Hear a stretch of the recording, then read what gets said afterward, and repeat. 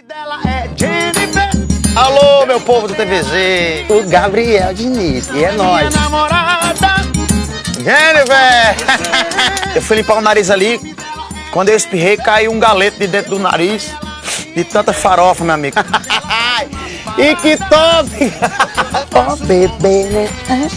Mas ela veio me xingando, enchendo o saco, perguntando quem é essa perua aí. Vou parar pela rabinha. Peraí. Peraí, diretor, que eu me empolguei, peraí. Casa suja, chão sujo, casa suja, chão sujo, casa suja, chão sujo, nome dela. Ela é Jennifer.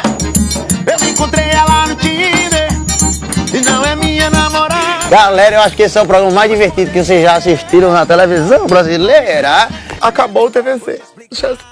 Minha gente, acabou! Mas não é motivo de chorar, não. É motivo de alegria. Coisa boa, foi maravilhoso o tempo que a gente passou juntinho aqui. E eu só tenho a agradecer a cada um de vocês. E é isso aí, vamos encerrar em grande estilo com ela, é claro, a rainha, a maravilhosa, a delícia, o ventilador ligado no 3, Jennifer!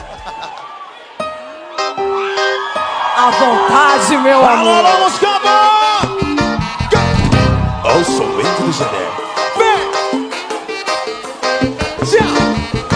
Mas ela veio me xingando, enchendo o saco, perguntando quem é essa perua aí.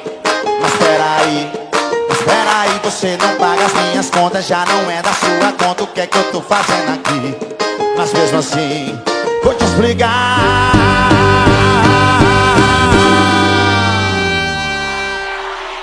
Nome dela é Jennifer.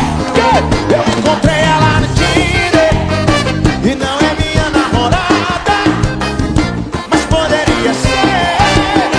O nome dela é Jennifer. Eu encontrei ela no Tinder, mas ela faz umas paradas, o que eu não faço com você. Alô, vamos acabar! Tá bonito!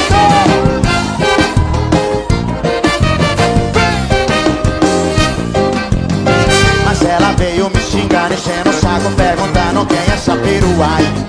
Mas peraí, você não paga as minhas contas, já não é da sua conta, o que é que eu tô fazendo aqui? Mas mesmo assim, vou te explicar.